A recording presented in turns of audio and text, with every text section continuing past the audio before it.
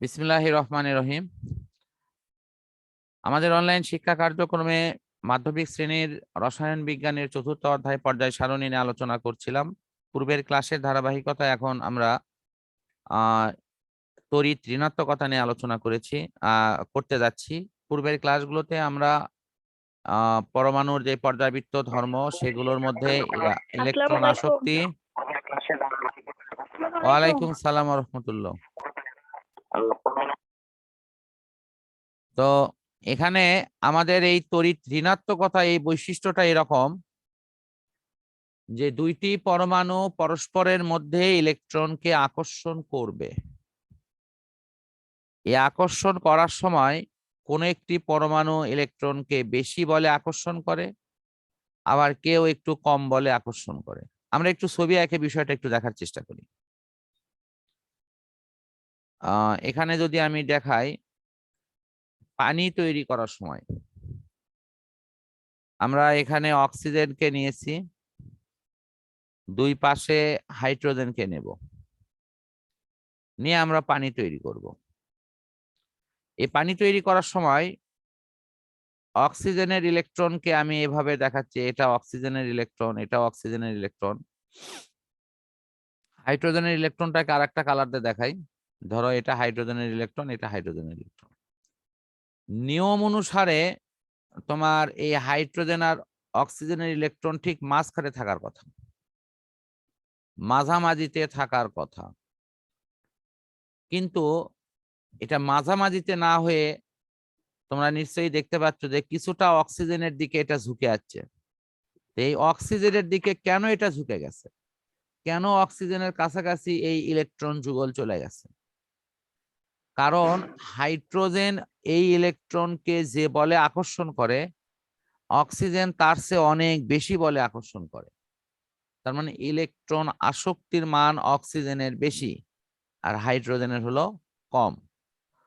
ফলে এরা সমযোজী বন্ধন তৈরি করছে, বাট ইলেকট্রনটা কিন্তু অক্সিজেন বেশি কাছে নিচ্ছে তার ইলেকট্রনের প্রতি আসক্তি থাকার জন্য। ফলে এই অক্সিজেন হয়ে গেছে আংশিকভাবে ঋণাত্মক। তো এই জোড়ার জন্য এই পাশে ঋণাত্মক, আর এই পাশের জন্য এই পাশে ঋণাত্মক। তো সুতরাং অক্সিজেনের দুইটা আংশিক ঋণাত্মক আয়ন তৈরি হবে।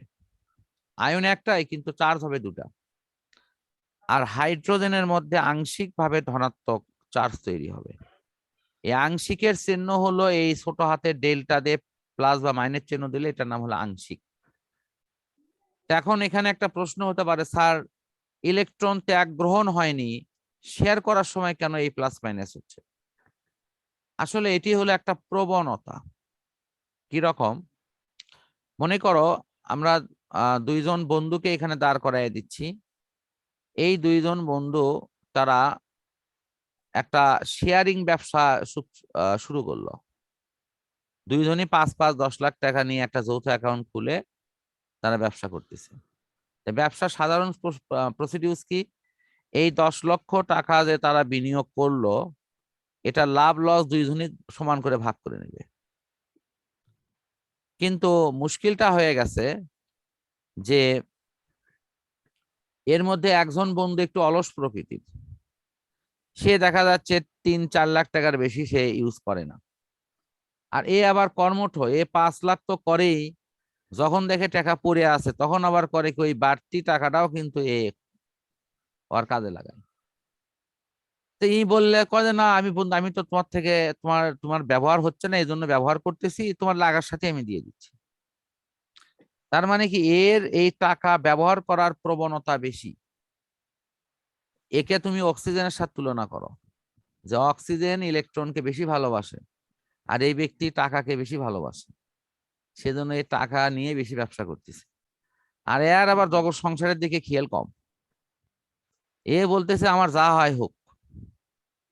সুতরাং একে হাইড্রোজেনের সাথে তুলনা করো, তাহলে তুমি কি বলবা? দুইজনই তো সমানভাবে টাকাটা রাখছে, হয়তো ব্যাংক থেকে যদি লোন নিয়ে থাকে দুইজনকেই সমানভাবে এটি পরিশোধ করতে হবে, কিন্তু সুবিধাটা কে পাচ্ছে বেশি? এই দ্বিতীয় জন বেশি সুবিধা পাচ্ছে না? বলো। হ্যাঁ স্যার। তাহলে দ্বিতীয় জন যে বেশি সুবিধা পাচ্ছে, এটা কিন্তু আসলে প্রথম ধন এই সুযোগ দিচ্ছে বলে কিন্তু দ্বিতীয় ধন পাচ্ছে। এখানেও কিন্তু ব্যাপারটা তাই, এই ইলেকট্রনের অংশকে কেন অক্সিজেন কাছে টেনে নিছে, কারণ হাইড্রোজেন ইলেকট্রন কত ভালোবাসে না। হাইড্রোজেন বলিচ্ছে যে ঠিক আছে সমযোজী করেছি, তোমার একটু বেশি দরকার, নাও কাছে নাও, আমার অত সমস্যা নেই। এই কারণের জন্য এই ইলেকট্রন জোড়া অক্সিজেনের দিকে ঝুঁকে গেছে।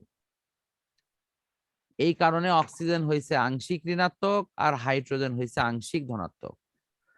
পূর্ণ ঋণাত্মক হতো যদি অক্সিজেন ইলেকট্রনকে একবারই গ্রহণ করত, আর হাইড্রোজেন যদি ইলেকট্রনকে একবারই ত্যাগ করত, তাহলে হাইড্রোজেন হতো তখন প্লাস আর অক্সিজেন হতো তখন মাইনাস।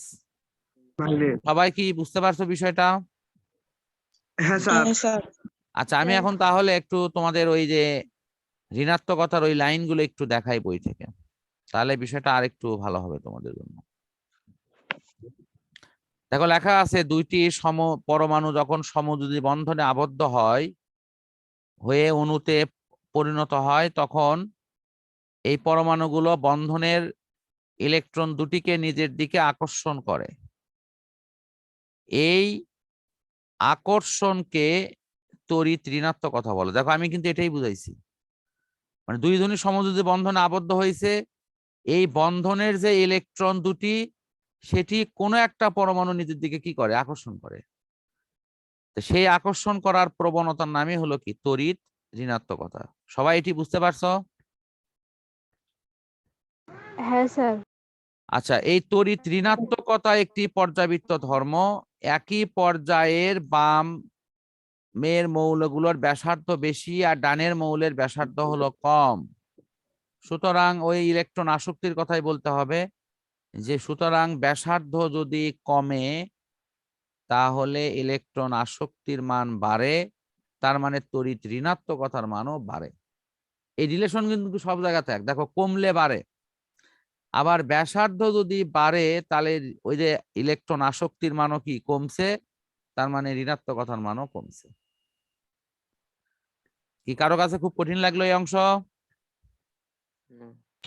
না না স্যার। আচ্ছা, তাহলে এখন শেষে একটা উদাহরণ দেওয়া আছে যে সোডিয়ামের আকৃতিটা ক্লোরিনের চাইতে অনেক বড়, তাহলে ইলেকট্রন আসক্তি সোডিয়ামের কম হবে, কারণ যেহেতু এর পরমাণুর আকার বড়, আর ক্লোরিনের ইলেকট্রন আসক্তি বেশি হবে কারণ এর পরমাণুর আকারটা ছোট। তো আমার মনে হয় এই কথাগুলো এখানে লেখা আছে, ঋণাত্মকতার বিষয়টি। তো তোমরা এটা পড়বা, যদি এরপরেও কোথাও প্রবলেম মনে হয় ইনশাল্লাহ সেটা নেক্সটে বুঝাই দেব। আমরা আপাতত আজকের এই পর্যায় সারণীর যে অংশটি সেটা এখানে সমাপ্ত করছি।